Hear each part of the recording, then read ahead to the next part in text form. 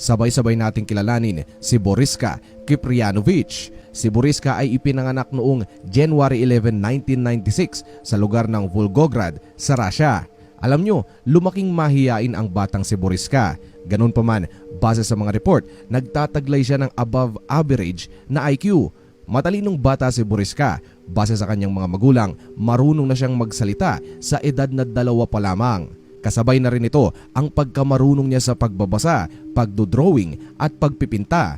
Sa kanyang mga guhit kamay, hindi maiiwasang mapansin na ang kadalasang ipinipinta niya ay ang mga imahe ng mga bagay sa kalawakan, mga celestial object tulad ng planeta, buwan at bulalakaw. Naging hobby ito ni Boriska at habang tumatagal ay lalong nagiging komplikado ang kanyang mga iginuguhit. Naging mas detalyado kumbaga. Base rin sa kanyang mga guro, sa tuwing nag-aaral sila tungkol sa kalawakan ay may mga bagay siyang binabanggit na hindi pa nila napag-aaralan at siya lamang ang may alam.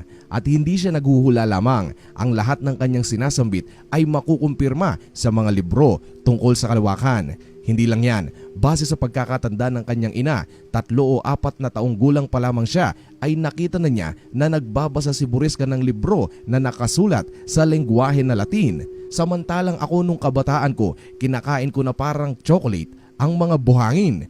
Ngayon, ang kanyang magulang ay isang doktor. Hindi niya maiwasang hindi magtaka kung bakit ang mga bagay na ito ay lumalabas sa bibig ni Boriska. Sinubukan niyang kumonsulta sa mga doktor, historians, researchers, kasama na ang UFOologists at ang lahat ng napagtanungan niya ay sinabing imposible na ang lahat ng ito ay inimbento niya lamang lalo pat siya ay minor de edad pa lang. At heto na nga, nitong mga nagdaang araw naging matunog na naman ang kanyang kwento. Idinitalya niya kung ano at sino siya bago siya ipinanganak dito sa ating planeta. Base sa kanya, isa daw siyang martial pilot na pumupunta sa iba't ibang planeta. Noong naninirahan siya sa Mars, sinabi niya na ang planetang Earth noon ay may iisang kontinente pa lamang. Ito ay ang tinatawag na Lemuria. Ang Lemuria ay maihahalin tulad natin sa maalamat na The Lost City of Atlantis na sa ngayon ay hindi matagpuan. Sinasabing ang lokasyon nito ay nasa gitna ng Indian at Pacific Ocean. Ngayon, base sa kanya, ang Earth at Mars ay parehong may mga makabagong teknolohiya na. Sa Ingles ay advanced technology.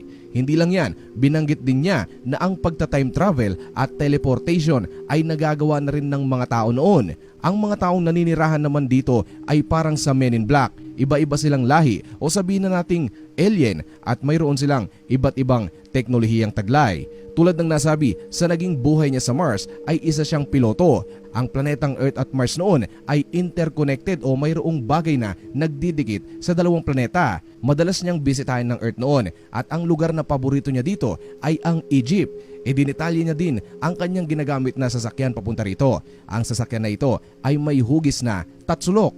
Pinapaandar ito ng plasma at ion power.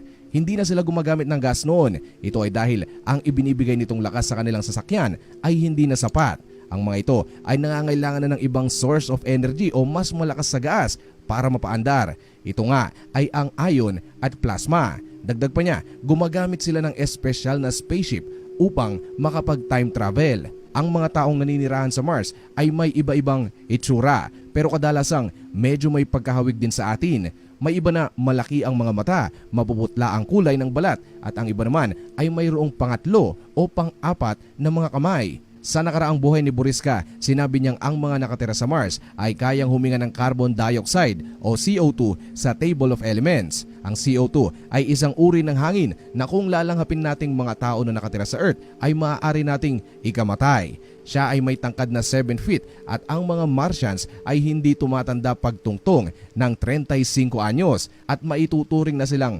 immortal. Maaari lamang silang mamatay siguro dahil sa aksidente o pagpatay sa kanila ng ibang Martians o tao. Ngayon, kung tayong mga tao ay mamamatay kung makakalanghap tayo ng sobrang carbon dioxide, ay ganoon din si Boriska pagpunta niya dito sa Earth.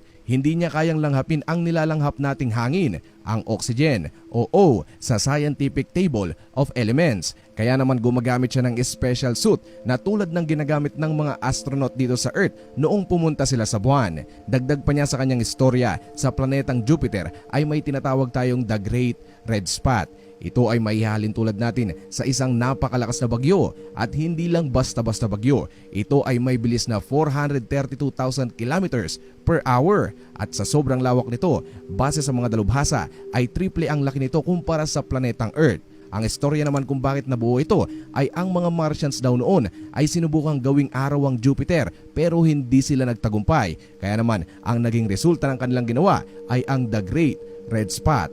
Ang tanong ngayon, nasaan na nga ba ang mga Martians? Ano kaya ang nangyari sa Mars kung bakit wala ng tao ang nakatira dito? Well, base sa kanya, ang Mars ay minsang naging napakagandang tirahan ng iba't ibang mga tao galing sa iba't ibang planeta. Ang naging dahilan kung bakit nabura sa kalawakan ang mga taong nakatira dito ay dahil sa thermonuclear war kung saan ang isang magandang sibilisasyon ay mabilis na naglaho. At dahil piloto ang kanyang naging trabaho, sinabi niya rin na isa siya sa mga sumama sa gera kung saan siya mismo ang kumukuha ng mga bomba at ibinabagsak sa katunggaling mga Martians. At dahil nga sobrang dami at lakas ng mga thermonuclear na ginagamit noong kanilang digmaan ay nagresulta ito sa pagkawala ng kanilang atmosphere. Ang atmosphere ay maihahalin tulad natin sa kumot na kung wala ka nito sa sobrang lamig na panahon ay giginawin ka ng sobra. Kaya noong nawala ito sa Mars ay para ring nawalan ng proteksyon ang mga Martians laban sa sobrang init na sinag ng araw.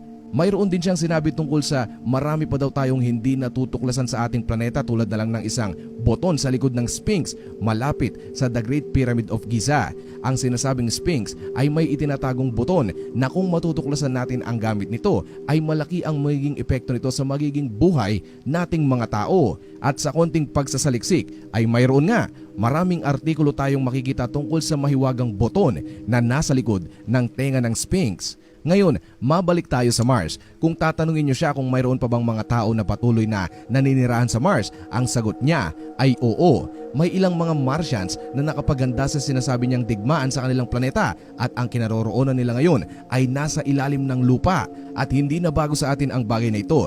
Dito mismo sa mundong kinatatayuan natin ay napakaraming underground facilities. Ang mga Martians sa ilalim ng lupa ay patuloy pa rin ang komunikasyon sa iba't ibang galaxy at mga planeta. Ngayon, ang pinakalayunin niya dito sa planetang Earth ay bigyang babala ang mga tao tungkol sa pwedeng maging sanhi ng pagkamatay ng lahat ng nabubuhay dito sa ating planeta at kalaunay mangyari sa ating mundo ang nangyari sa Mars. Ngayon, kung tatanungin niyo ako kung nasaan na nga ba si Boriska ay base sa aking pagsasaliksik ay misteryoso siyang naglaho kasama ang kanyang ina.